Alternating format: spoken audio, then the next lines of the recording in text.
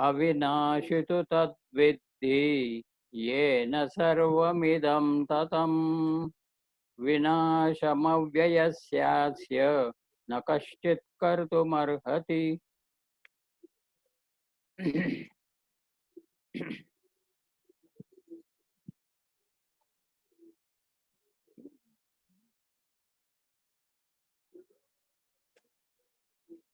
अशोचांपासून उपदेशाची थोडक्यात सुरुवात झाली. सर्व गीतेचा उपदेश हा अशोचान याच्यामध्येच सामावलेला आहे. अर्जुन हा शोक संविग्न मानस हा असा होता. त्यामुळे पहिल्या अध्यायाचा शेवट तो शोकामध्ये बुडून गेला. दुसऱ्या अध्यायात हा पहिला उपदेश आहे अशोचान.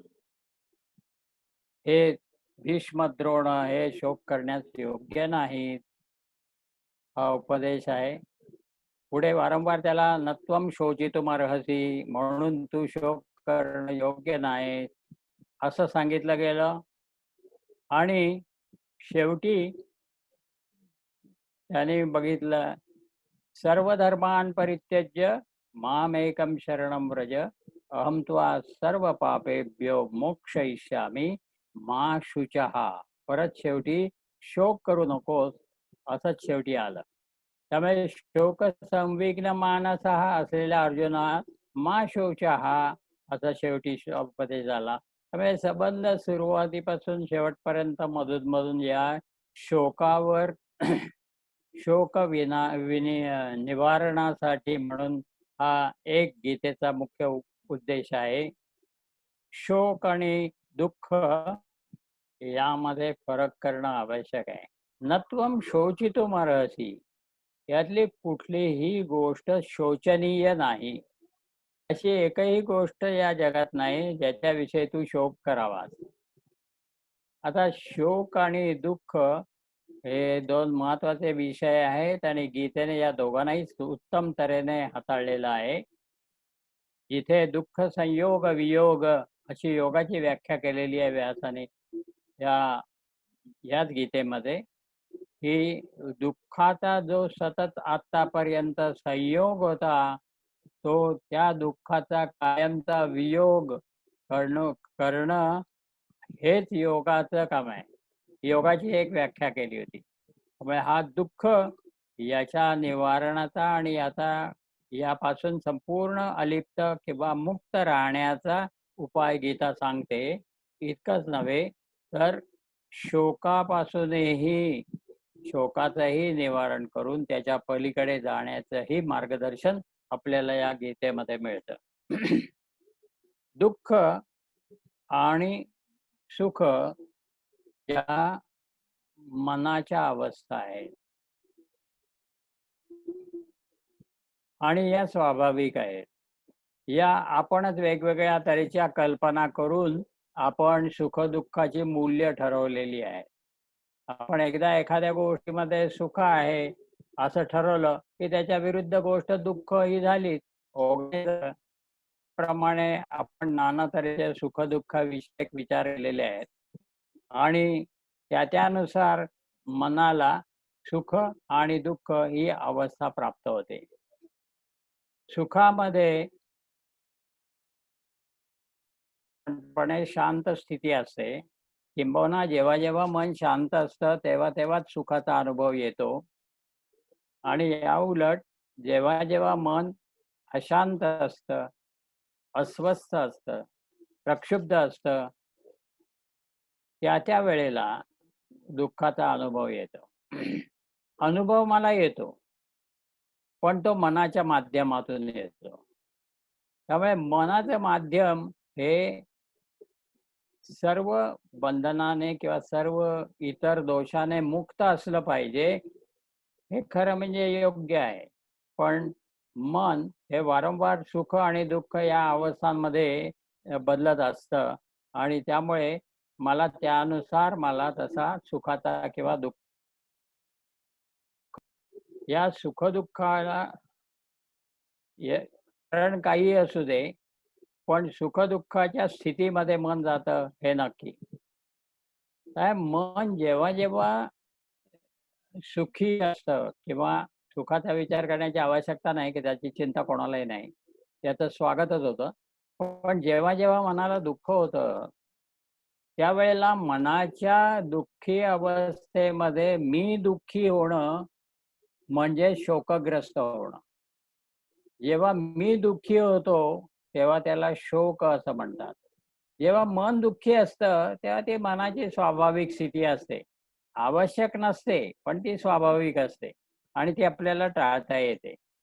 मन सुख-दुःखादी द्वंद्वामध्ये न सापडता, ते संतुलित कसं राहील, यासाठी योगाचं मार्गदर्शन, योगशास्त्राचं मार्गदर्शन आपल्याला या गीतेमध्ये मिळतं. त्या अर्थी मनाने काय सुखी किंवा दुःखी असणं आवश्यक आहे असं नाही. पण स्वाभाविकरित्या सध्या तरी मनाची अशी स्थिती आहे, की ते या 2 गोष्टीमध्ये हेलकावे खात असतं. पण हे आवश्यक नाही. आणि तरी सध्या जरी मनाला दुःखाच्या स्थितीत असताना आपल्याला दुःखाचा अनुभव आला, तरीही त्या दुःखाने दुःखी न होता ते मनाची वास्तविक स्थिती सध्याची आहे हे लक्षात घेऊन त्यावर काय उपाय करता येईल हे पाहिलं पाहिजे. त्यामुळे दुःखाने दुःखी न होणं म्हणजे दुःखाने शोकग्रस्त न होणं. हा एक महत्वाचा विचार आपण इथे पाहतो आहोत. अशोच्यान. अशोच्यान हे भीष्म द्रोणांना उद्देशून आहे. भीष्म द्रोण हे शोक करण्यासारखे नाहीत. अर्थात दुःख करण्यासारखेही नाहीत. वाईट वाटणं हे दुःख वाटणं हे एखादं स्वाभाविक आपण समजू शकतो, पण त्यामुळे त्यांच्याविषयी शोक करावा असे ते नाहीत. याचा स्पष्ट अर्थ असा आहे, की ते देहाचे सांगाडे नाहीयेत. कारण अर्जुनाची समस्या काय होती आपण नीट पाहिलं पाहिजे.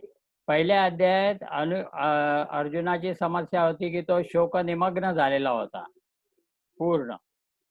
दुसऱ्या अध्यायामध्ये परत त्याला विचारलं गेलं, तेव्हा तो म्हणाला, "कथं भीष्ममहं संख्ये द्रोणंच मधुसूदन." मी या भीष्म द्रोणांविरुद्ध कसा काय लढू? ज्यांच्यावर फुलं उधळली पाहिजेत, पूजा केली पाहिजे, त्यांच्यावर मी बाण कसे सोडू? हा विचार अर्जुनाने बोलून दाखवला, तेव्हा त्याची समस्या स्पष्ट झाली. म्हणून या समस्येवर पहिलं उत्तर म्हणजे भीष्म आणि द्रोण हे शोक करण्यास योग्य नाहीत. आता ही संस्कृतमध्ये जशी रचना आहे त्याप्रमाणे ही गीतेची भाषा झाली. पण याचा अर्थ असा झाला, की भीष्म आणि द्रोण हे काही देहाचे सांगाडे नाहीयेत. त्यांना देह मिळालेला आहे आणि तू त्यांना एवढे मोठे पूजार्हा वगैरे म्हणतोस. तर हे पूजा करण्यास योग्य आहेत, ते आहेतच.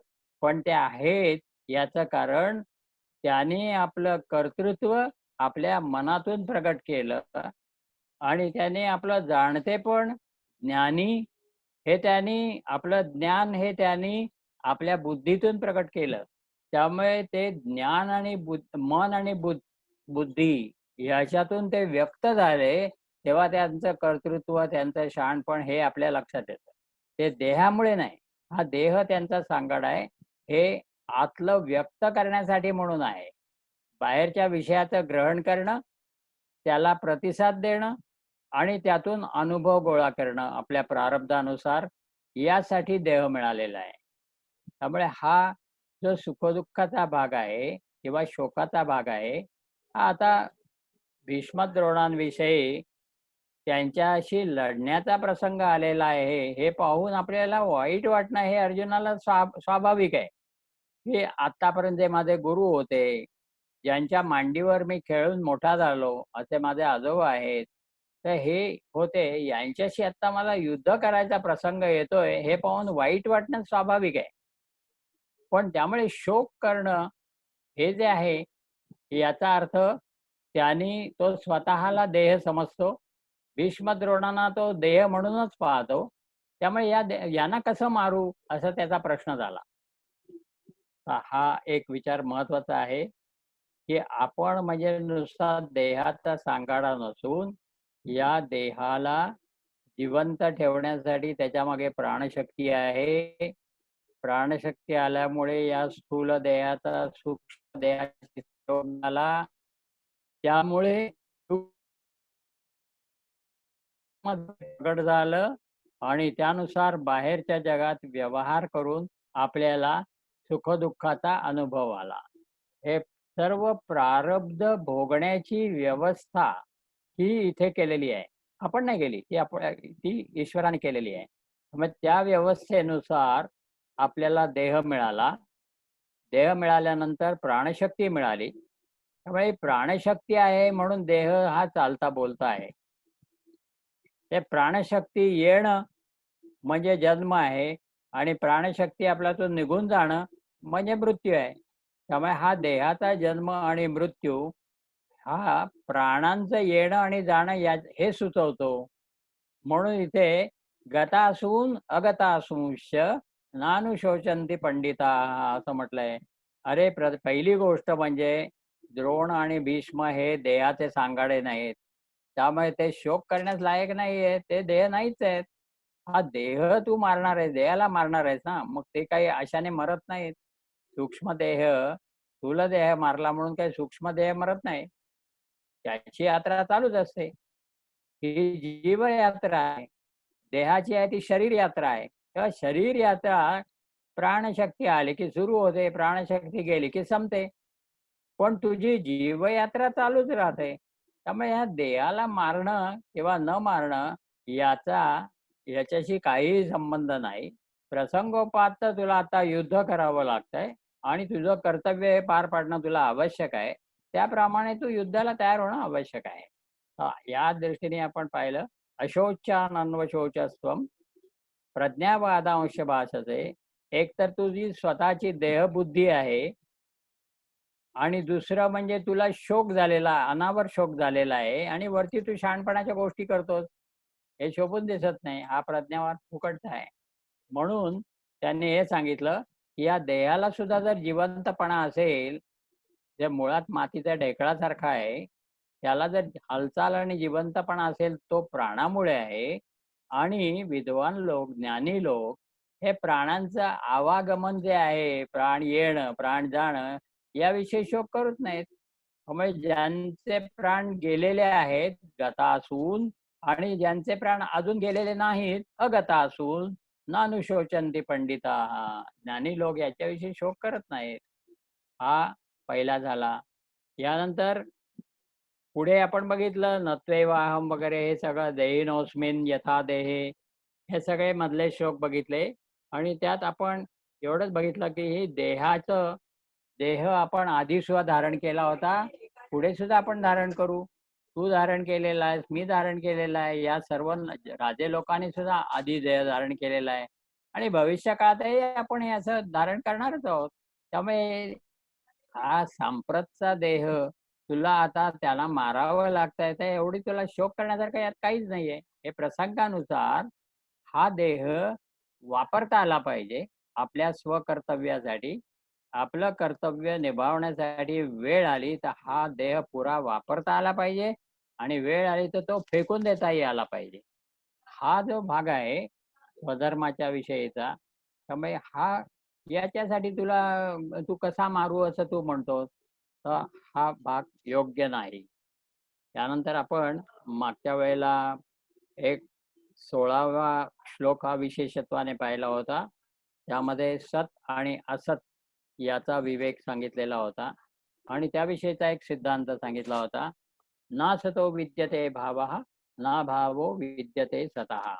हा जे जे भासमान आहे, जे मिथ्या आहे, त्याचं अस्तित्व हे कधीच नसतं.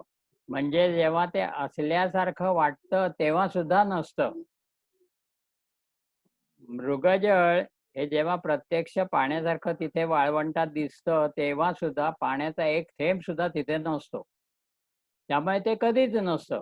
त्यामुळे याला अस्तित्व असत नाही. जे भासमान आहे त्याला कधीच अस्तित्व असत नाही आणि जे सत्य आहे त्याचा अभाव कधीही होत नाही. दोन महत्वाच्या गोष्टी सत आणि असत विषयी सांगितल्या आणि ते मोठे सिद्धांत आहेत. आणि गीतेची थोडक्यात शिकवण जी आपण दुसऱ्या अध्यायात आता पाहतो त्यातला ही एक महत्वाची शिकवण आहे की असत आणि सत या दोनचा निवाडा ज्ञानी माणसाने केलेला आहे आणि त्याचा विचार केला तर जे भासमान आहे त्याला अस्तित्व नाही आणि तरी सुद्धा त्यामध्ये विकार संभवतात आणि बदल होत जातात आणि शेवटी तर ते नष्ट होतं. हे जर होत असेल तर याचं कारण त्याला एक मूळ सत्याचं अधिष्ठान मिळालेलं आहे. या अधिष्ठानामुळे आणि अनंत चैतन्याच्या आधारामुळे त्या सापेक्ष का होईना त्याला अस्तित्व मिळालं. जे असत्य आहे, वास्तविक जे भासमान आणि मिथ्या आहे, ते सुद्धा सापेक्षतेने काही काळ का होईना अस्तित्वात आहे. याचं कारण जे नित्य अस्तित्वात आहे, तो आत्मा तिथे मागे आहे. तो त्याचा आधार आहे आणि ब्रह्म हे त्याचं अधिष्ठान आहे. त्यामुळे ब्रह्म आणि चैतन्य, आत्मचैतन्य याच्यामुळे त्या भासमान आणि मिथ्या असत स्वरूपाला सुद्धा अस्तित्व मिळालं. ही त्याची कृपा आहे. पण अन्यथा ते मिथ्या आहे, ते त्याचं अस्तित्व कधीच नसतं आणि ते सतत बदलत जातं आणि शेवटी नष्ट होतं. त्या असतबद्दल सांगितलं. पण सतच्या बाबतीत मात्र सत हे कधी बदलत नाही. ते कायम आहे तसंच असतं आणि ते असतचा आधार होतं, अधिष्ठान होतं.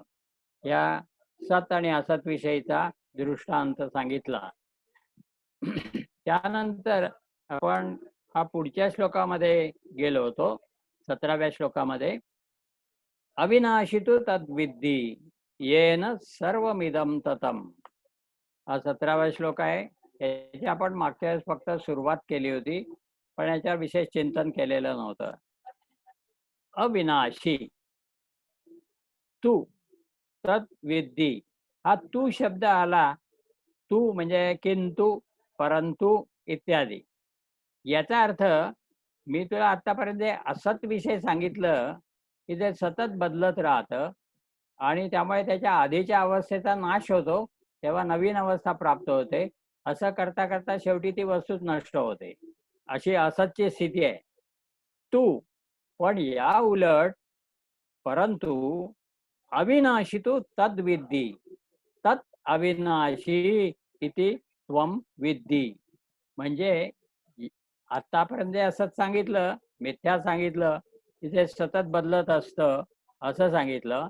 या सतत बदलण्यामागे काहीतरी न बदलणारं असं तत्व आहे आणि त्या तत्वाविषयी आता इथे या श्लोकात असं सांगतात, तत् विद्धी. तत् म्हणजे ते जे तत्व आहे जे बदलत नाही, ते कसं आहे? अविनाशी आहे. त्याचा कधीही नाश होत नाही. म्हणजे असतचा सतत नाश होत असतो. आधीच्या अवस्थेचा नाश, नवीन अवस्थेचा जन्म, त्या अवस्थेचा नाश, त्याच्या पुढच्या अवस्थेचा जन्म, अशा तऱ्हेने सतत बदलत राहतं. याला सतत जन्म मृत्यू अशा तऱ्हेचं लागण आहे. तर याच्या विरुद्ध असलेलं जे सत्य आहे ते मात्र कधीही बदलत नाही. हा एक महत्वाचा विचार सांगितला.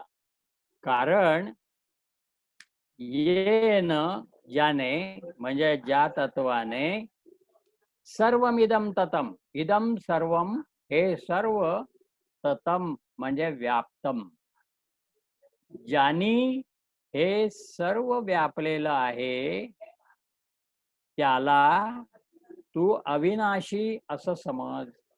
हा पहिल्या ओळीचा अर्थ झाला. येन सर्वमिदं ततम तत् अविनाशी इति त्वम विद्धी. ज्याने हे सर्व, हे संपूर्ण विश्व, ही संपूर्ण सृष्टी ज्याने व्यापलेली आहे त्या तत्वाला अविनाशी, ते तत्व अविनाशी आहे असं तू जाण. पहिल्या ओळीचा हा अर्थ झाला.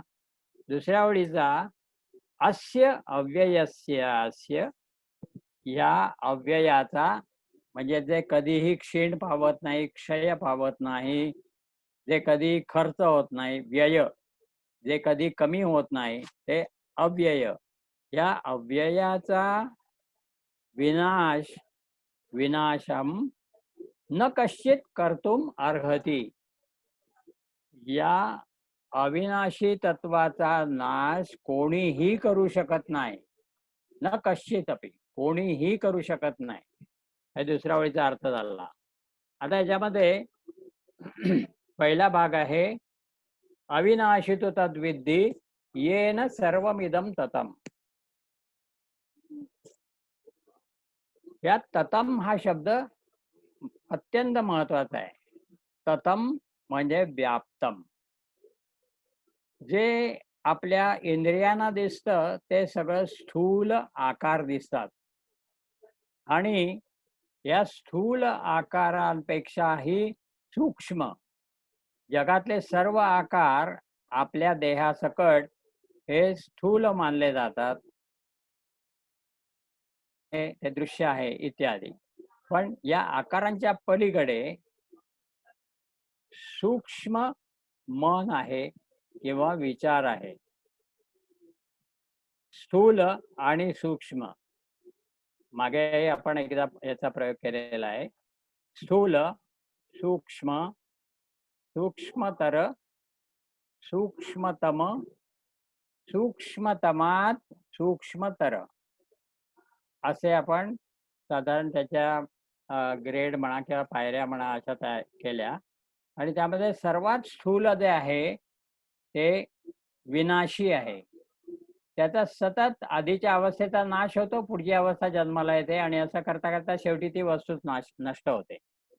हा स्थूलाचा भाग झाला. पण अविनाशी हे तत्व असं आहे की त्याने हे सर्व सृष्टीलाच व्यापलेलं आहे. आता सर्व सृष्टीमध्ये आपणही आलोत, आपण काही या सृष्टीच्या बाहेर नाही. त्यामुळे आपणही त्याच्यामध्ये, आपल्यालाही ते तत्व व्यापून आहे. आणि मागे एक सबाह्य, अभ्यंतर वगैरे असे शब्द आलेले आहेत, म्हणजे आतून बाहेरून सर्वार्थाने ते आपल्याला व्यापून आहे असं लक्षात घेता येईल. हा एक ततमचा भाग झाला. स्थूल आणि सूक्ष्म याचा एकदा विचार झालेला आहे, पण तो आता आणखी तपशिलात पाहायचा आहे की स्थूलाला सूक्ष्म हे व्यापून राहतं. स्थूल सूक्ष्माला व्यापत नाही. स्थूलाला सूक्ष्म हे व्यापून राहतं. सूक्ष्माला सूक्ष्मतर व्यापून राहतं. सूक्ष्मतराला सूक्ष्मतम व्यापून राहतं. अशा तऱ्हेचा हा विचार आहे. आणि यासाठी तुम्हाला आठवत असेल तर आपण हा बर्फाचा दृष्टांत घेतला होता. आपला आईस क्यूब असतो फ्रीज मधला, तो एक चौकोनी बर्फाचा तुकडा आपण बघितला होता. हा तुकडा, ह्याला आकार आहे म्हणून याला स्थूल असं म्हणता येईल.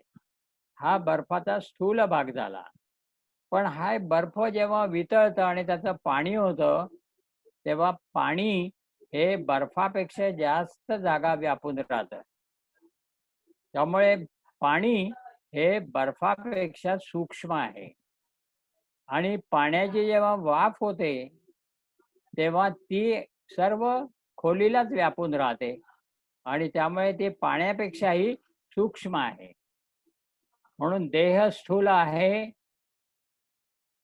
देहापेक्षा मन हे सूक्ष्म आहे, मनापेक्षा आत्मा हा सूक्ष्मतम आहे, आणि सूक्ष्मतमापेक्षाही सूक्ष्मतर असं ब्रह्म आहे. ढोबळ मानाने देह, मन, आत्मा, ब्रह्म अशा तऱ्हेने गेलं तर स्थूल, सूक्ष्म, सूक्ष्मतर आणि सूक्ष्मतम असं थोडक्यात पाहता येईल. जास्त सूक्ष्म विचार आपल्याला करायचा नाही, पण मुख्य समजून घ्यायचं आहे की जेवढी वस्तू सूक्ष्म तेवढी ती जास्त व्यापक, हा सिद्धांत लक्षात ठेवायचा. जेवढी वस्तू सूक्ष्म तेवढी ती जास्त व्यापक. आता देह, देहापेक्षा सूक्ष्म तपशिलात गेलं तर प्राणशक्ती आहे. देह एक ठराविक जागा व्यापून राहतो, पण आपल्यामध्ये असलेला प्राण आहे, या प्राणाचे श्वास आणि प्रश्वास बघितले तर ते नाकाच्या बाहेर काही जागा, काही काळ, काही अंतर जातात. प्रश्वास आहे, तो नाकातून बाहेर पडतो, तो नाकाच्या पेक्षा पुढे काही अंतर जातो आणि परत आत येतो. म्हणजे देह जेवढा व्यापतो त्याच्यापेक्षाही त्याला व्यापणारा ही प्राणशक्ती आहे, ही त्याला जास्त व्यापून आहे. हा वायू आहे, हा त्याला आणखी व्यापून राहणार आहे, व्यापक आहे. म्हणून प्राणशक्ती ही देहापेक्षा सूक्ष्म झाली आणि म्हणून ती व्यापक झाली. आता या प्राणशक्तीपेक्षाही मन हे जास्त व्यापक आहे. कारण मनामध्ये एक जाणीव आहे आणि मन हा जे विचार करू शकतं, हा विचार हा देह आणि प्राण या दोघांनाही व्यापून राहिलेला आहे. तुम्ही एक वेळ देहाला नष्ट करू शकता. जीसस क्राइस्टला सुळावर चढवलं किंवा अशा अनेक चांगल्या विचारांच्या लोकांना, त्या सॉक्रेटिसला विषाचा प्याला दिला. अशा तऱ्हेने देह नष्ट केला तरी विचार नष्ट होत नाहीत. एक तर देह प्राणशक्ती निघून गेली की नष्ट होतो, अन्यथा त्याला ठार मारलं, समजा नष्ट केला, तरी सुद्धा आतला विचार कोणीही नष्ट करू शकत नाही. आणि त्यामुळे जो ख्रिस्ताने विचार दिला तो आता गेली 2000 वर्षापेक्षाही जास्त काळ हा ख्रिस्ताचा विचार अजून टिकून आहे. याचा अर्थ त्याच्या देहाचा नष्ट होण्याबरोबर तो नष्ट झाला नाही, तो व्यापून राहिलेला आहे. त्याने अनेक लोकांना आतून प्रेरणा दिलेली आहे. हा जर भाग पाहिला तर विचार हा प्राणशक्तीपेक्षाही सूक्ष्म आहे.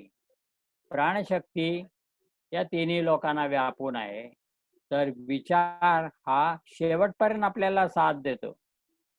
अहम ब्रह्म या ब्रह्माकार वृत्ती पर्यंत आपल्याला विचार साथ देतो, इतका तो सूक्ष्म आहे.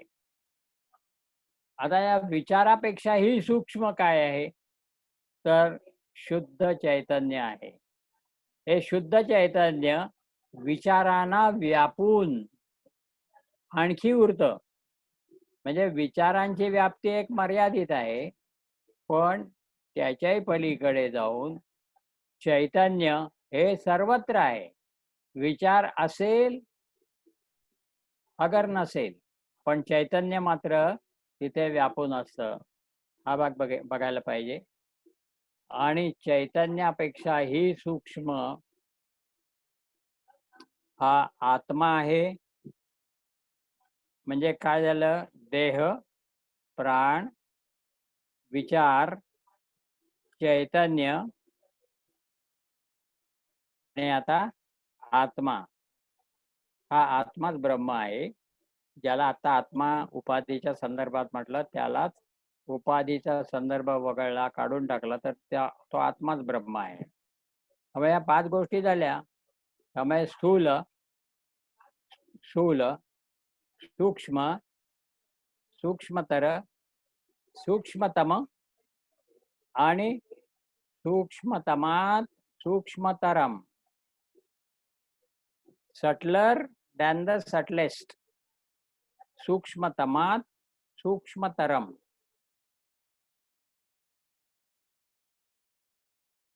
झाले. देह हा स्थूल आहे, प्राणशक्ती त्याच्यापेक्षा सूक्ष्म आहे, विचार त्याच्यापेक्षा सूक्ष्म आहे, चैतन्य त्याच्यापेक्षा सूक्ष्म आहे आणि आत्मा हा याची अंगभूत शक्ती चैतन्य आहे. तो आत्मा त्या शक्तीलाही व्यापून उरलेला आहे. शक्ती प्रगट असेल अगर नसेल, आत्मा आहे. म्हणून आत्मा हा सर्वात सूक्ष्म आहे. त्यामुळे इथे आता काय अर्थ झाला, येन सर्वमिदं ततम. याने हे सर्व व्यापलेलं आहे. अर्थात हा आत्मा आहे, यानेच हे सर्व विश्व व्यापलेलं आहे. कुठून कुठे आलो पहा. हा देहाचा सांगाडा नाही हे तू प्रथम समज. भीष्मद्रोण हे देहाचा सांगाडा नाही हे प्रथम समज. दुसरं, हे जे सत आहे ते भ्राम आहे, हे मिथ्या आहे आणि ते नश्वर आहे. ते सतत बदलत राहतं आणि ते नष्ट होतं. या बदलणाऱ्या सर्व गोष्टींमध्ये एक न बदलणारं तत्व असलंच पाहिजे, असं आपण संयुक्तिकपणे विचार केला तर आपल्या लक्षात येतं. त्या न बदलणाऱ्या तत्वाला इथे अविनाशी असं म्हटलं, की जे बदलत नाही याचा अर्थ ते नष्ट होत नाही. बाकीच्या सर्व वस्तू बदलतात. या सर्व बदलामध्ये शेवटचा बदल म्हणजे मृत्यू किंवा त्या नष्ट पावतात, विनाश पावतात. अविनाशी पण जे न बदलणारं तत्व आहे, जे सत्स्वरूप आहे, ते मात्र अविनाशी आहे आणि त्यानेच हे सर्व व्यापलेलं आहे. येन सर्वमिदं ततं असा भाग इथे झाला. म्हणजे हे पहिली ओळ ही नीट समजून घेणं आवश्यक आहे. तेव्हा अर्जुनाकडे देहबुद्धी असल्यामुळे मी यांना कसा मारू? त्यामुळे स्वतः मी देह समजतो मारणारा आणि हे भीष्मद्रोण यांना मी मारणार म्हणजे त्यांनाही देह समजला. यांना कसं मारू? असं तो म्हणतो. ही त्याची देहबुद्धी आहे म्हणून त्याला असं वाटतं. पण भगवंत त्याला सांगतात, की भीष्मद्रोण हे शोक करण्यास योग्य नाहीत. कारण ते देह नाहीत. हा त्याचा पहिला अर्थ आहे. देह नाहीत. मग ते कोण आहेत? तू ज्यांना पुजार्ह म्हणतोस, पूजनीय म्हणतोस, त्यांचं हे मोठेपण आहे. हे मोठेपण त्यांच्या मनातून आणि बुद्धीतून प्रकट झालेलं आहे. म्हणून तुला ते कळलं. ते व्यक्त झालं म्हणून तुला ते कळलं. म्हणून तुला ते पूजनीय वाटतात. पण माणसाचं ज्ञान, जाणतेपण हे त्याच्या बुद्धीत प्रकट होतं. व्यक्त करता येतं आणि मनाच्या साहाय्याने त्याला मोठमोठी कार्य करता येतात. त्यामुळे हे त्यांचं कार्यकर्तृत्व आणि त्यांचं ज्ञान, शहाणपण हे त्यांच्या मन-बुद्धीतून व्यक्त झालेलं आहे. आता मन-बुद्धी म्हणजे हे झालं. ते स्थूल देहापेक्षा सूक्ष्म आहे, ठीक आहे. पण सध्या तू एवढं समज, की भीष्मद्रोण हे देह नाहीत. त्याने आपण सर्वांनीच असे देह धारण केलेले होते. त्याच्यामागे मन आहे. मन हे त्याच्यापेक्षा सूक्ष्म आहे. म्हणून त्या देहापेक्षा व्यापक आहे. म्हणून देह मेला म्हणून लगेच मन मरत नाही. मनाच्या मागे चैतन्य आहे. ते चैतन्य मात्र शाश्वत आहे. आणि हे शाश्वत, बाकी सर्व खालचा अशाश्वत आहे. ह्या दोघांमधला हा भाग झाला. आणि जे शाश्वत आहे ते मुळात इथे काय म्हटलंय, अविनाशी आहे आणि त्याला आधीच्या श्लोकात सत्स्वरूप आहे असं म्हटलेलं आहे. हे दोन गोष्टी इथे लक्षात घेतल्या तर मग दुसरी ओळ काय सांगते, अस्य अव्ययस्य विनाशम कर्तुम न कश्चित अर्हति. आता हे जे विनाशी तत्व आहे, अविनाशी तत्व आहे, या अविनाशी तत्वाचा विनाश. तर आता परत अविनाशी तत्व वापरण्याच्या ऐवजी काय वापरलं? अव्ययस्य, याचा जे कधीही क्षय पावत नाही म्हणून त्याला अक्षय असं म्हणतात. जे कधीही खर्च होत नाही, जे कमी होत नाही म्हणून त्याला अव्यय असं म्हटलेलं आहे. तर ज्याला आधीच्या श्लोकामध्ये सत म्हटलं, ज्याला आत्ताच्या श्लोकामध्ये पहिल्या ओळीत अविनाशी म्हटलं, त्याला या दुसऱ्या ओळीमध्ये अव्यय असं म्हटलं. ज्याच्यामध्ये कुठलेही विकार संभवत नाहीत, म्हणून बदल संभवत नाहीत, म्हणून त्याच्यामध्ये कुठलाही क्षय किंवा कुठलाही ते कमी होत नाही, म्हणून त्याला अव्यय म्हटलं. आणि अशा तऱ्हेने ते नाश न पावल्यामुळे त्याला अविनाशी असं म्हटलं. म्हणून ज्यांनी हे सर्व विश्व, सर्व सृष्टी व्यापलेली आहे, ते त्याला अविनाशी असं तू नीट जाण, नीट समजून घे. आणि या अव्यय न बदलणाऱ्या अविनाशी तत्वाचा, अव्ययाचा कोणीही नाश करू शकत नाही. हा एक महत्वाचा विचार इथे मांडला. याचा अर्थ काय झाला? तू जरी भीष्म द्रोणाचार्यांचे देह नष्ट केलेस आणि त्याला काहीतरी निमित्त झालेलं आहे. इथे न्याय अन्यायाचा प्रश्न आहे. न्यायाचं राज्य असावं, पांडवांचं राज्य असावं, की अन्यायाचं म्हणजे कौरवांचं राज्य असावं, हा प्रश्न आहे. आणि तू एका देशाचा राजा असल्यामुळे तुझं हे कर्तव्यच आहे की आपण न्यायासाठीच नेहमी झगडलं पाहिजे. न्यायच प्रस्थापित केला पाहिजे. लोकांना न्याय मिळवून दिला पाहिजे. आणि अशा तऱ्हेने सर्व तऱ्हेने लोकांची भरभराट करणं हे राजाचं कर्तव्यच आहे.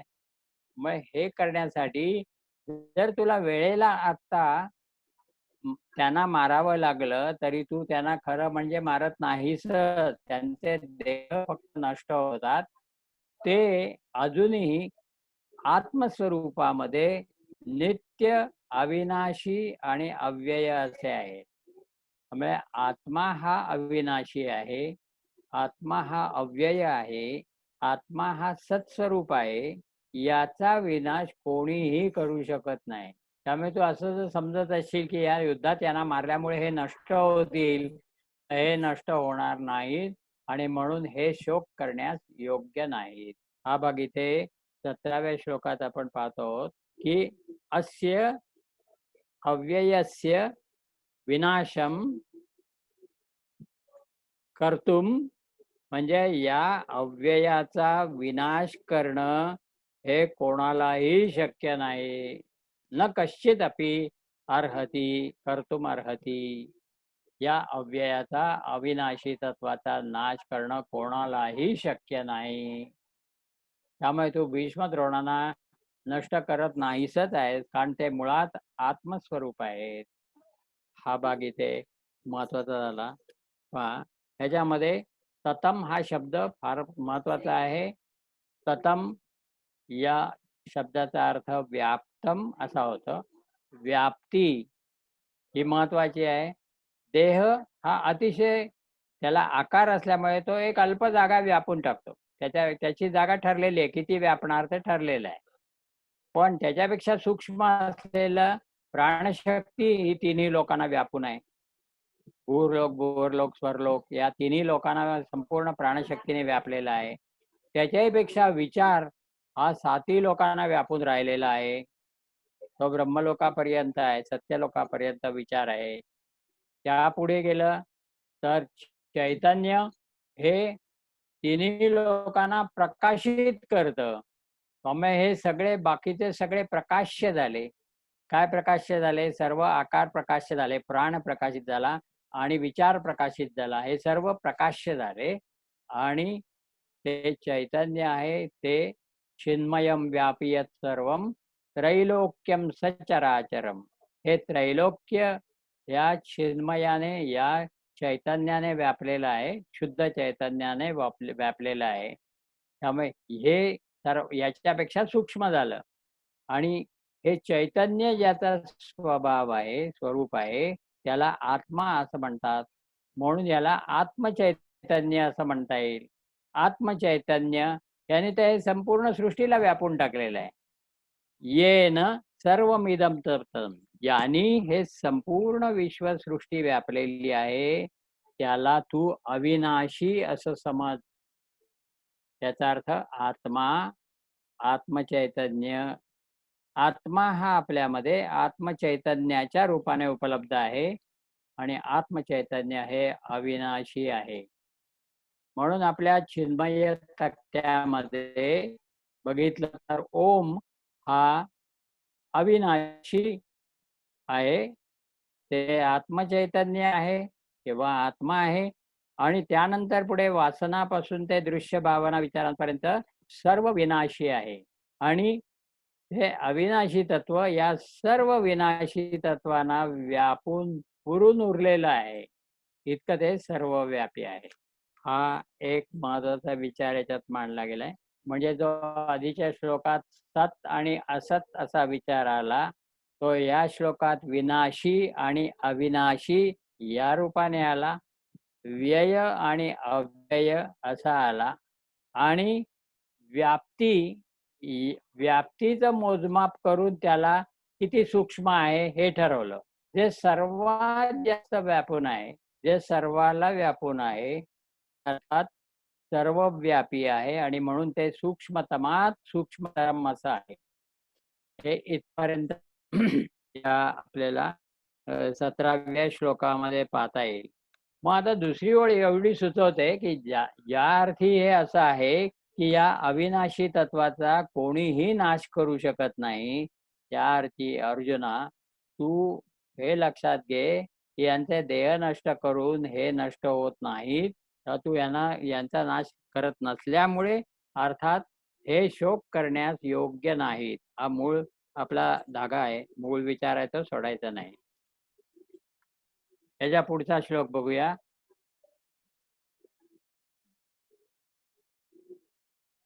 विनाश अंतवंत इमे देहाः नित्यस्योक्ता शरीरिणः अनाशिनो प्रमेयस्य तस्माद्युध्यस्व भारत.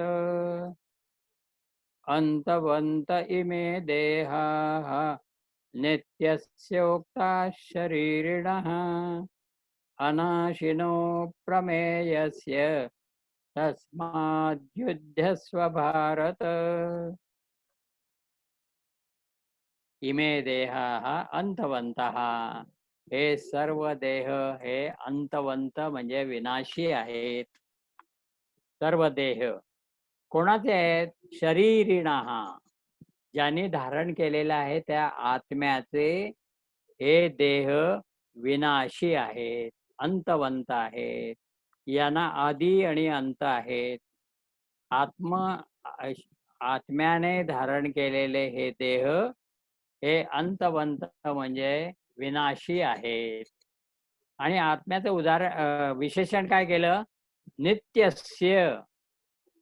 नित्यस्य म्हणजे जो आत्मा नित्य आहे त्याचे हे देह अनित्य विनाशी असे आहेत. आत्मा हा अविनाशी नित्य असा आहे आणि त्याचे सर्व देह हे विनाशी आणि असत स्वरूप आहेत, नष्ट होणारे आहेत. हे पहिलं याच्यामध्ये दिलं की हे शरीर धारण करणारा जो आत्मा आहे त्यांनी हे सर्व देह धारण केलेले आहेत. या आत्म्यानेच हे सर्व धारण केलेले देह आहेत. हा आत्मा मुळात अविनाशी आहे, त्याचा नाश कधीच होत नाही. पण त्यांनी जे देह धारण केलेले आहेत त्याचा मात्र नाश होतो. त्यामुळे हे लक्षात घेतलंस तर पुढे अनाशिनः अप्रमेयस्य नित्यस्य शरीरिणः. आता एवढी विशेषणं ही आत्म्याला दिलेली आहे. शरीरिणः म्हणजे शरीर धारण केलेला आत्मा. शरीरिणः तो कसा आहे? त्याला कसं म्हटलेलं आहे? उक्ताः म्हणजे त्याला असं म्हटलेलं आहे. काय म्हटलेलं आहे? पहिलं नित्यस्य, त्याला नित्य आत्मा असं म्हटलेलं आहे. दुसरं त्याला अनाशिनः म्हणजे अविनाशी आत्मा, नाश न पावणारा अनाशिनः असं म्हटलेलं आहे. हे दुसरं विशेषण झालं. आणि तिसरं विशेषण अप्रमेयस्य म्हणजे तो अप्रमेय आहे. याचा अर्थ तो अज्ञेय आहे. ज्ञेय जाणण्यास योग्य आहे, तो जाणता येण्याजोगा नाही म्हणजे अप्रमेयस्य आहे असं म्हटलं गेलेलं आहे. उक्ताः अर्थात विद्वान आणि ज्ञानी माणसाने असं म्हटलेलं आहे की देह धारण करणारे देह धारण करणारा जो आत्मा आहे तो नित्य आहे एक गोष्ट, तो अनाशिनः आहे म्हणजे अविनाशी आहे दुसरी गोष्ट, आणि तिसरी गोष्ट तो अप्रमेय आहे असं म्हटलं जातं. की उक्ताः नित्यस्य उक्ताः असं म्हटलं जातं. या आत्म्याविषयी काय म्हटलं जातं? तर हा आत्मा नित्य आहे, अविनाशी आहे आणि अप्रमेय आहे. यात फक्त हे विधान केलेलं आहे. या अविनाशी जो कोणी आहे त्याच्याविषयीचं विधान केलेलं आहे, की हा देह धारण करणारा आत्मा हा नित्य आहे, अविनाशी आहे आणि अप्रमेय आहे. आता नित्य हा शब्द आपल्याला पाहायला पाहिजे. सापेक्षतेने नित्य हा शब्द आपण वारंवार वापरतो. आत्मा अनित्य, अनात्मा अनित्य, ब्रह्म अनित्य, विश्व हे अनित्य वगैरे. सत, असत, नित्य, अनित्य हा विवेक आपण करतो. तरी सुद्धा आत्म्याचं नित्यत्व काय आहे याची कल्पना येण्यासाठी म्हणून हा विचार आपल्याला आणखी सूक्ष्मात करायला पाहिजे. हा आपण आधी केलेला आहे, पण आपण नव्याने परत इथे करतो आहोत. नित्य हे गोष्ट एक शब्द झाला तरी त्याच्या 3 पातळ्या आहेत. आत्मा नित्य आहे आणि बाकी सगळं अनित्य आहे, असं म्हणून आपल्याला आत्म्याविषयीचं नित्यत्व लक्षात येत नाही. पण जर आपण पायरी-पायरीने गेलो, तर निश्चितपणे नित्य हे 3 पातळीवर पाहायला पाहिजे. सर्वात खालची पातळी त्याला आपण सापेक्ष नित्य असं म्हणू. सापेक्ष म्हणजे रिलेटिव्ह, म्हणजे तुलनेने पाहता एक सापेक्ष नित्य आहे. आणि या सगळ्यांना विरुद्ध काय आहे? तर जे विनाशी आहे ते. त्या विनाशी काय आहे? हे सर्व जगातले सर्व आकार आहेत हे विनाशी आहेत. यात आपण पाहिलं. देहासकट, कारण हा देह याच जगामध्ये आहे. देहात या जगामधले सर्व आकार हे विनाशी आहेत.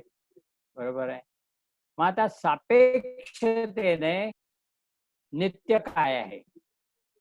इथे कार्यकारण मीमांसा केली जाते आणि हे आकार जर कार्य असतील, तर हे कार्य पंचीकरण या प्रक्रियेतून सिद्ध झालेलं आहे आणि हे पंचीकरणाच्या मागे 5 मूल पंचमहाभूत आहेत.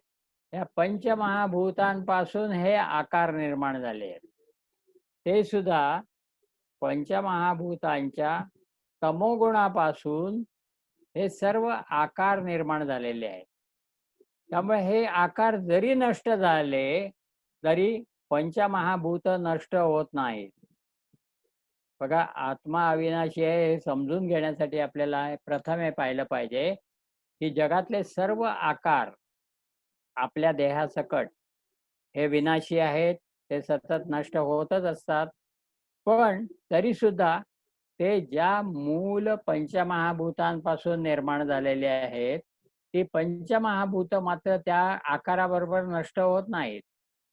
इतकंच काय, तर हे संपूर्ण सृष्टीचा लय होतो, तेव्हा सुद्धा प्रथम ही पंचमहाभूत नष्ट होत नाहीत. कारण ब्रह्मदेवाचं आयुष्य जर आपण बघितलं 100 वर्ष आयुष्य आणि त्यातले काही दिवस आणि रात्र, तर असे युग हे उत्पन्न होतात आणि नष्ट होतात, म्हणजे त्यांचे आकार नष्ट होतात, पण पंचमहाभूत नष्ट होत नाहीत. तो महाप्रलय झाल्याशिवाय, म्हणजे त्या ब्रह्मदेवाची जी कारकीर्द आहे ती संपल्याशिवाय पंचमहाभूत नष्ट होणार नाहीत.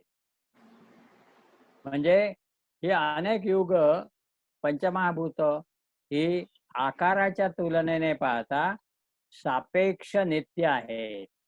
इथे आपण असं तत्वतः आपण असं पाहतो आहोत, की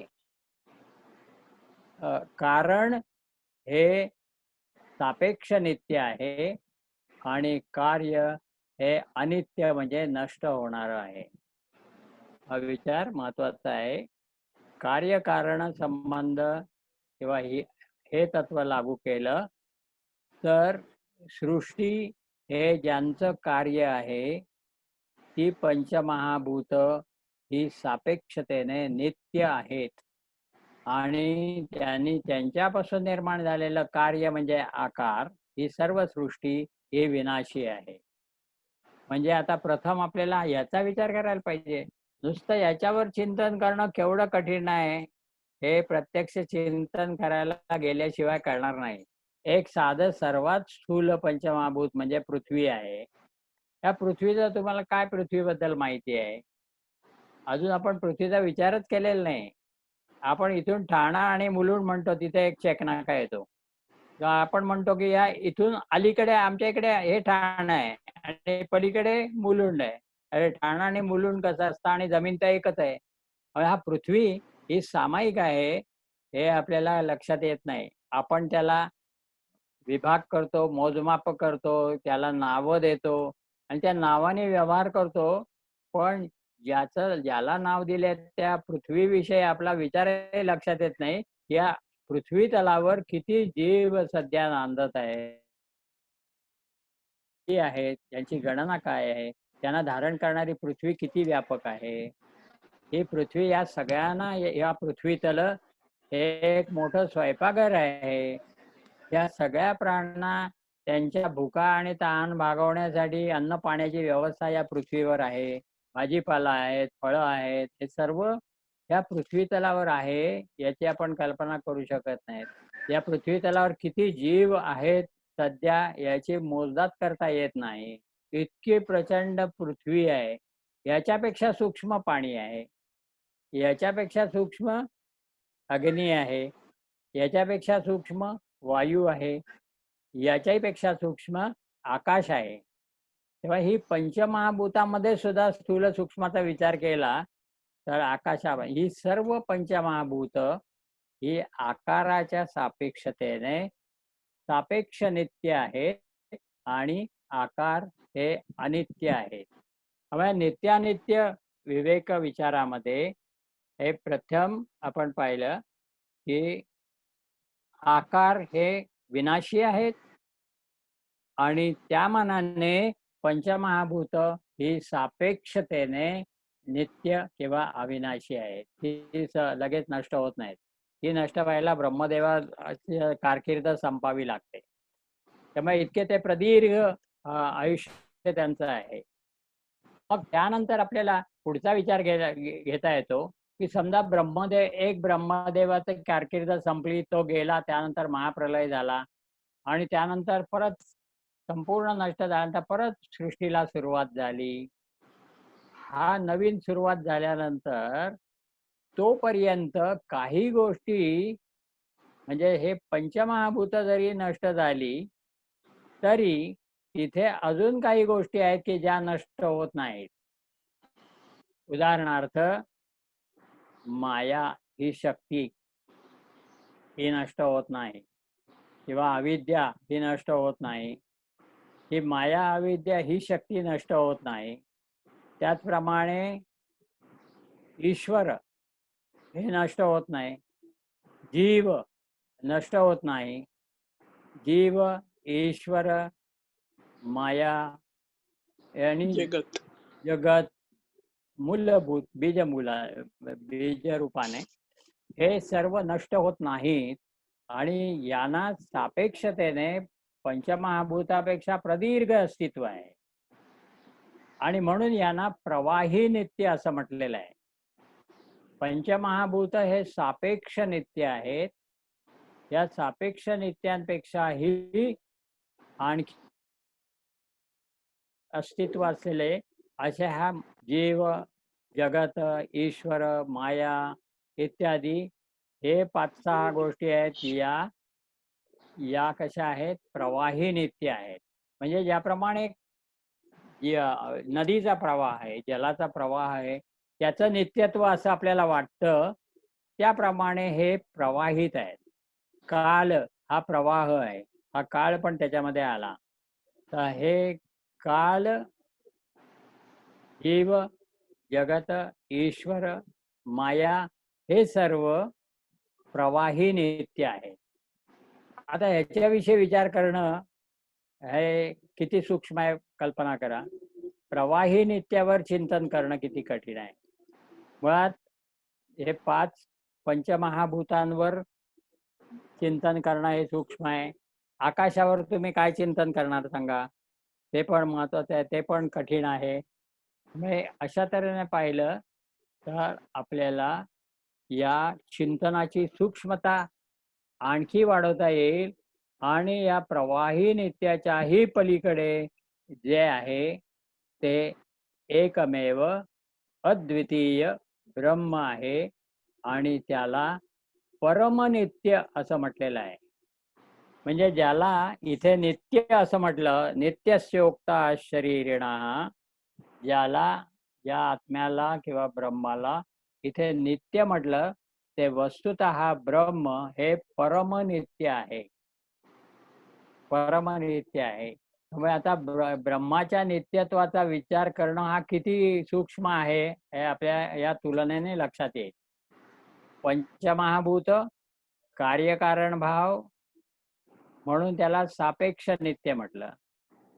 त्याच्या पुढचं प्रवाही नित्य, जे अनेक प्रलय होऊन सुद्धा, महाप्रलय होऊन सुद्धा ते टिकून राहतात आणि त्यामुळे विश्वाची शक्यता ही वारंवारता ही शक्य होते.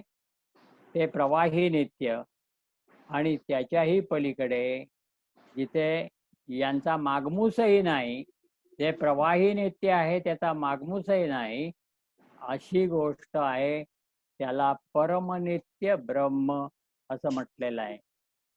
मग हे ब्रह्म हे परमनित्य आहे. इथे नित्यस्य असं म्हणताना याच्यावर चिंतन करणं आवश्यक आहे. आणि अशा तऱ्हेने आपण जर या पायरीने चिंतन केलं, प्रथम पृथ्वीचं चिंतन करायचं, तिची व्यापकता, तिची सहनशीलता, तिची धारणा इत्यादी हे लक्षात घेतलं तर तिची व्यापकता लक्षात येईल. मग त्याच्यानंतर जल आहे, हे पृथ्वीला व्यापून आहे. 3/4 आपण म्हणतो त्याप्रमाणे जलाचा भाग जास्त आहे. त्याच्याही पेक्षा अग्नी हा प्रगट असलेला आहे. हे चिंतनाचा विषय आहे आणि हे फक्त सापेक्ष नित्याचं चिंतन झालं. या चिंतनाने आपलं मन व्यापक होतं. चिंतनशील मन हे व्यापक होतं आणि याचं चिंतन केल्यानंतर मग ते प्रवाही नित्याचं चिंतन करायला समर्थ होतं. मग हे प्रवाही नित्यावर चिंतन करून ते आणखी शक्तिशाली करावं लागतं. म्हणजे त्याची चिंतनाची कुवत ही वाढवावी लागते आणि हे प्रवाही नित्यावरचं चिंतन केल्यानंतर मग ते आत्मस्वरूपापर्यंत आत्मचिंतन करू शकतं. आत्मचिंतन म्हणजे जे अस्तित्व, सत्स्वरूप आणि चित्स्वरूप, सच्चित स्वरूप जो आत्मा आहे त्याविषयीचं चिंतन हे परमनित्याचं चिंतन आहे. आता ब्रह्माविषयीचं चिंतन शक्यच नाही, ते एकमेव अद्वितीय आहे. पण ते ब्रह्मच आत्मा म्हणून आपल्यासाठी उपलब्ध आहे आणि ते योग साधनेने आत्मदर्शन हे शक्य होतं. म्हणून आपल्याला आत्मा हा परमनित्य आहे हे लक्षात घ्यायला पाहिजे आणि अशा तऱ्हेने आपण आपली चिंतनाची कुवत ही वाढवली पाहिजे. आणि त्याच्यासाठी हे छोटे छोटे हे चिंतनासाठीचे विषय आहेत. पंचमहाभूतापासून ते केलं की मन व्यापक होत जातं. ज्या सर्वात व्यापक येन सर्वमिदं ततं, ज्याने हे सर्व व्यापलेलं आहे, याच्याविषयीचं चिंतन करायचं आणि ते समजून घ्यायचं असेल तर आपल्याला कुठून सुरुवात करायला पाहिजे हे आता लक्षात येईल. त्यामुळे इतका हा जर विचार केला तर याच्या तुलनेत आता तू विचार कर की ते आकार कुठे गेले. ते आकार क्षणाक्षणाला आपल्या अंगामध्ये पेशी बघितल्या तरी सुद्धा दर सेकंदाला लाखो पेशी जन्माला येत असतात आणि लाखो पेशी मरत असतात. या आकारांचं येणं आणि जाणं किंवा जन्म आणि मृत्यू हा किती नगण्य होतो.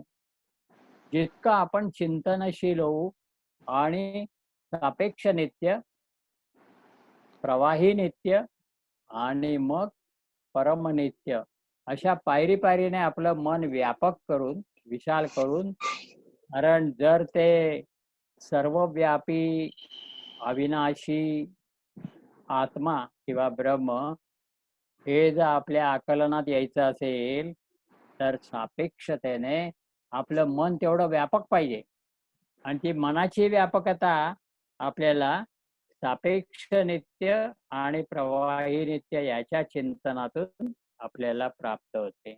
अशा तऱ्हेने इथे हे देह अंतवंत आहेतच, यात काही याचा काही विचारच करण्याची आवश्यकता नाही. प्रथम विचार प्राणापासूनच सुरू झाला. गतासून अगतासूंश नानुशोचंती. आता इथे देहाचा विचार आलाय. नित्यस्य, हे देह कोणाचे आहेत? तर जो परमनित्य आत्मा आहे त्याचे हे देह, त्याने हे देह धारण केलेले आहेत. आणि ते कसे आहेत? 3 विशेषण इथे आहेत. या 3 विशेषणामध्ये पहिलं नित्य, याचा विचार आत्ताच आपण केला. नित्य म्हणजे इथे परमनित्य असं नीट समजून घ्यायला पाहिजे. आणि त्याच्या तुलनेने सापेक्ष नित्य आणि प्रवाही नित्य याचा अभ्यास करणं आवश्यक आहे. दुसरं आहे अविनाशी, ज्याचा नाश होत नाही.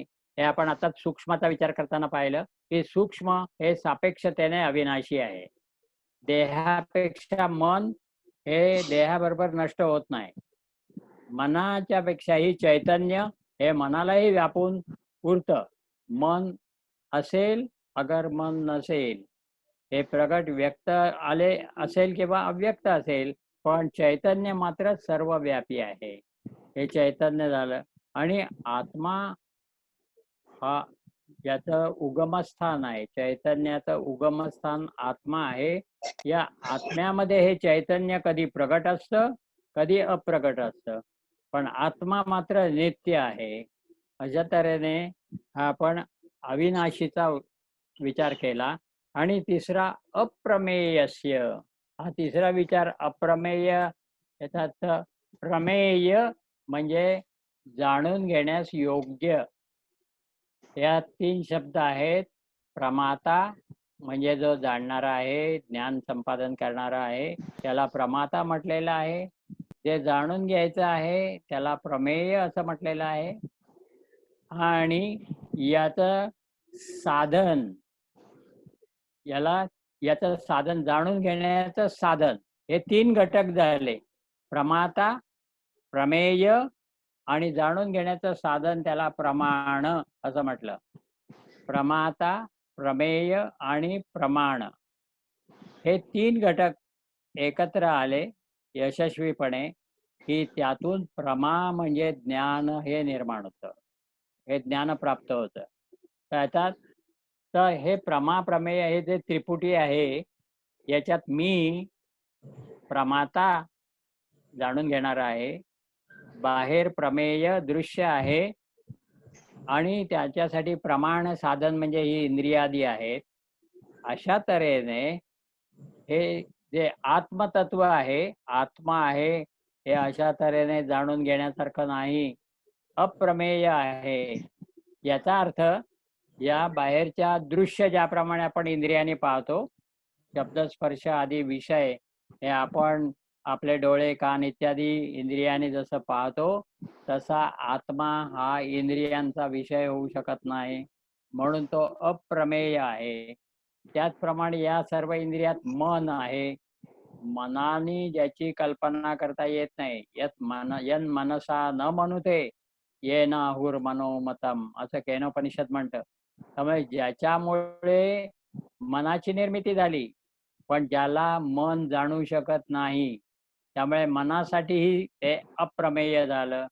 त्याचप्रमाणे बुद्धी, ही बुद्धीसाठी सुद्धा, जे बुद्धी सुद्धा ज्याला समजू शकत नाही, याचं कारण काय आहे? तर हे आत्मतत्व हे देह, मन, बुद्धी यांना व्यापून याच्या पलीकडे आहे. जे या बुद्धीच्या पलीकडे आहे ते बुद्धीला समजणार नाही. देह इंद्रियांना विषय समजतात, पण देहाला मन काय चीज आहे माहीत नाही. मनाला देहेंद्रिय आणि बाहेरचे विषय समजतात, पण बुद्धी काय चीज आहे माहिती नाही. त्याचप्रमाणे बुद्धीला मनासकट बाहेरचे सर्व विषय समजतात, पण आत्मा त्याच्या कक्षेत येत नाही. याचा अर्थ काय झाला की सूक्ष्म हे स्थूलाला जाणतं, स्थूल सूक्ष्माला जाणू शकत नाही. बुद्धी ही आत्म्याच्या मनाने स्थूल आहे. ती त्याच्यापेक्षा सूक्ष्म असलेल्या आत्म्याला जाणू शकत नाही.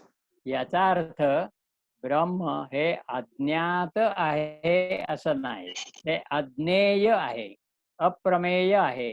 याचा अर्थ ते कुठल्याही इंद्रियाने पंच ज्ञानेंद्रिय म्हणा, मन म्हणा, बुद्धी म्हणा, या कुठल्याही इंद्रियांच्या सहाय्याने तो या सगळ्यांचा विषय होऊ शकत नाही. म्हणून ते इंद्रियगम्य नाही आणि म्हणून त्याला इथे अप्रमेय असं म्हटलेलं आहे. त्याच्या तऱ्हेने आपण ही 3 महत्त्वाची विशेषणं पाहिली. या अविनाशीची. त्याला नित्य म्हटलेलं आहे आणि अनाशिनः म्हटलेलं आहे, अप्रमेय म्हटलेलं आहे. तस्माद युध्यस्व भारत. तर एवढं सगळं तत्वज्ञान सांगण्याचा हेतू त्या अर्जुनाला तत्वज्ञानाचे धडे देऊन त्याला पी-एच-डी करायचं असं नाहीये. तर त्याच्या इथे समस्या आहे, युद्ध करू की नको? मग युद्ध यांच्या विरुद्ध भीष्मद्रोणांविरुद्ध युद्ध कसं करू? मग त्याला जी शिकवण सुरू झाली ती संक्षिप्त गीता दुसऱ्या अध्यायात थोडक्यामध्ये आलेली आहे. त्यात पहिलं त्याला सांगितलं की हे अशोच्यान आहेत आणि नंतर त्याच्यावर चिंतन करत ते अविनाशी आहे, अव्यय आहे, अप्रमेय आहे इत्यादी करून हे स्वतः द्रोण, तू, मी, हे इतर राजे, भीष्म, द्रोण इत्यादी हे आपण सर्व आत्मस्वरूप आहोत. आणि आपल्यामध्ये सर्वांमध्ये ते एकच आत्मचैतन्य नांदत आहे. त्यामुळे हे अविनाशी असल्यामुळे याचा कोणी नाश करू शकत नाही. त्यामुळे तू भीष्म द्रोणांचे देह मारलेस म्हणून काय ते नष्ट होणार नाहीयेत. तेव्हा तू आता युद्धाला तयार हो. शेवटी प्रकरण कुठपर्यंत आलं, एवढं सगळं सांगितलं त्याला का समजून सांगितलं, की तू आता युद्ध करू की नको अशी तुला जी गोंधळ होता, त्यात तू आधी म्हणालास युद्ध करू की नको, मग म्हणाला जिंकू की हरू इत्यादी आणि शेवटी म्हणाला, की मग या भीष्म द्रोणांविरुद्ध मी कसा लढू? मग या सर्वाचं उत्तर या आपल्याला 11व्या श्लोकापासून 17व्या श्लोकापर्यंत आपण पाहिलं. वेगवेगळ्या तऱ्हेने पाहिलं.